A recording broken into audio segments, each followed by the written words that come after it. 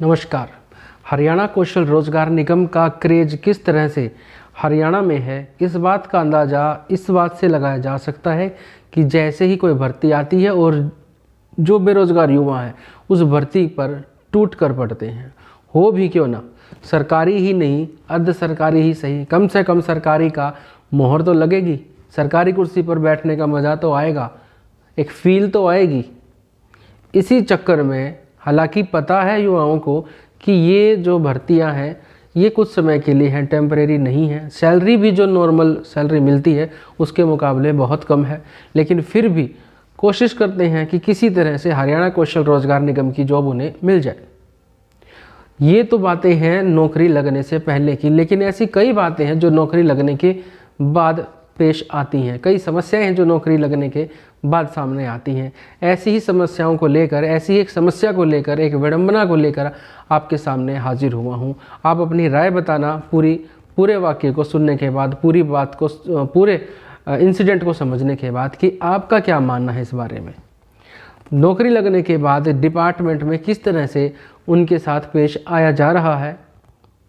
लगने से पहले की समस्याओं से हम सब दो चार हैं, लेकिन लगने के बाद क्योंकि उनमें से कुछ अमाउंट के ही जो कैंडिडेट हैं वो नौकरी लग पाते हैं, और उनके सामने किस डिपार्टमेंट में कैसा बिहेवियर होता है, कैसा व्यवहार हो रहा है, ये बातें उन तक ही सीमित हैं। कुछ लोग होते हैं जो सामने आते हैं, अपनी समस्याओं को बता देते हैं। बहुत से लोग अपनी मजबूरियों के चलते, अपने परिवार की मजबूरियों के चलते उन बातों को अपने तक ही सीमित रख लेते हैं, क्योंकि उन्हें पता है ये नौकरी उनकी परमानेंट नहीं है, कुछ समय के लिए ही हो।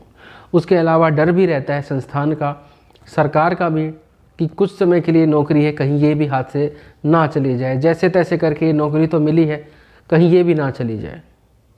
ऐसा ही वाक़या हुआ।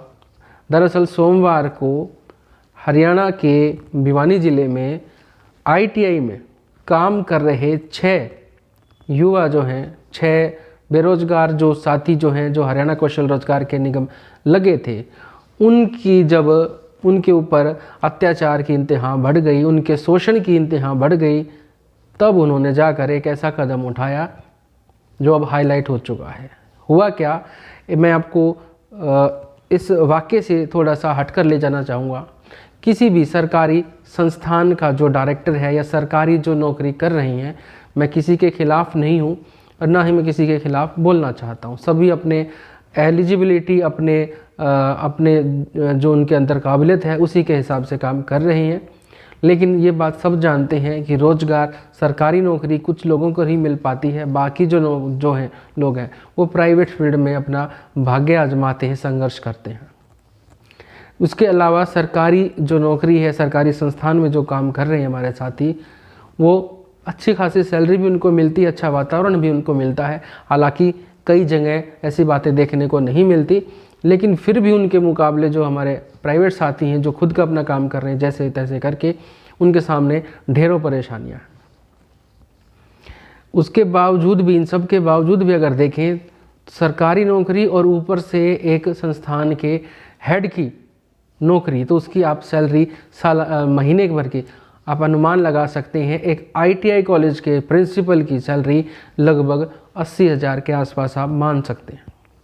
वहीं एक चतुर्थ श्रेणी कर्मचारी जो हरियाणा कौशल रोजगार निगम के तहत अपॉइंट हुआ है, उसकी सैलरी कितनी हो सकती है?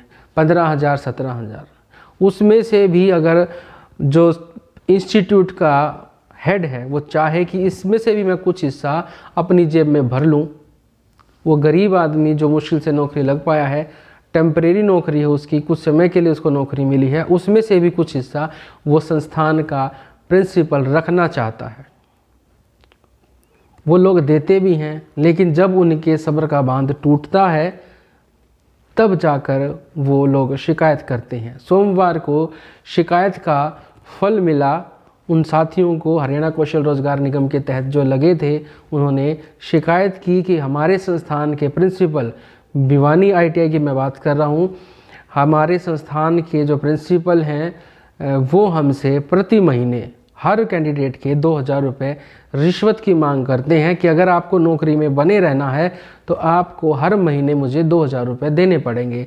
6 कैंडिडेट हैं जिनकी तरफ से शिकायत हुई है, तो 2 गुना 6 अगर हम करें तो 12,000 रुपये रिश्वत लेते हुए उस संस्थान के प्रिंसिपल को गिरफ्तार किया गया है। संस्थान का प्रिंसिपल उन पर दबाव बना रहा था कि आपको हर महीने मुझे 12,000 रुपये देने पड़ेंगे अगर आपको अपनी ये कच्ची नौकरी भी बनाकर रखनी है। तो ऐसे में जब उन्होंने शिकायत की तो सरकार की तरफ से जो टीम है वो आई, उसको 12,000 रुपये दिए गए रंग लगाकर, कलर करके कि इस प्रिंसिपल को सौंप दिए जाए। और जब वो प्रिंसिपल उस अमाउंट को अपनी जेब में भर रहा था, डाल रहा था, उसी समय टीम ने छापेमार कार्रवाई की और उसके हाथों को जब धुलवाया गया तो उसके हाथ जो हैं वो रंग बदल चुके थे। रंगे हाथों उस प्रिंसिपल को गिरफ्तार कर लिया गया। मैं आपको प्रिंसिपल का नाम भी बताना चाहूँगा यहाँ पर। प्रिंसिपल का नाम मुझे ध्यान नहीं आ रहा, मैं आपको देखकर बता पाऊँगा। प्रिंसिपल का नाम है, ज़रूरी है ये बताना, ऐसे लोगों को हाईलाइट करना चाहिए। प्राचार्य मिस्टर अनिल कुमार यादव, उनके ऊपर इल्ज़ाम लगाया गया है कि 12,000 रुपये वो कच्चे कर्मचारियों से ले रहे थे कि उनको अगर नौकरी पर हरियाणा कौशल रोजगार निगम के तहत जो नौकरी उनको मिली है, सरकार ने दी है, अगर उस पर बने रहना है तो उनकी जेब में 12,000 रुपये हर महीने डालने पड़ेंगे। इस बात की शिकायत की कर्मचारियों का प्रतिनिधित्व कर रहे विकास कुमार ने राज्य चौकसी ब्यूरो हिसार को इसकी सूचना दी। टीम आई और उसको रंगे हाथों गिरफ्तार किया है। तो आप सोच सकते हैं कि किस कदर भ्रष्टाचार फैला हुआ है। कच्ची नौकरी के लिए भी कैसे संघर्ष हमारे साथियों को करना पड़ रहा है। आपका क्या मानना है इस बारे में? साथ ही मैं उन साथियों से भी प्रार्थना करूंगा कि जिनके साथ गलत होता है वो आवाज़ उठाएं। आपकी नौकरी कच्ची है या पक्की है, गलत अगर आपके साथ होता है तो आप अगर उसको सहन करते हैं तो कहीं ना कहीं आप भी उसके भागीदार हैं। और ऐसे लोगों को बढ़ावा मिलता है जो समाज में दीमक का काम करते हैं। आप अपनी राय कमेंट बॉक्स में ज़रूर बताएं और ऐसी जानकारियों के लिए हमारे चैनल को सब्सक्राइब ज़रूर करें। नमस्कार, मैं राकेश आपसे विदा लेता हूँ। धन्यवाद।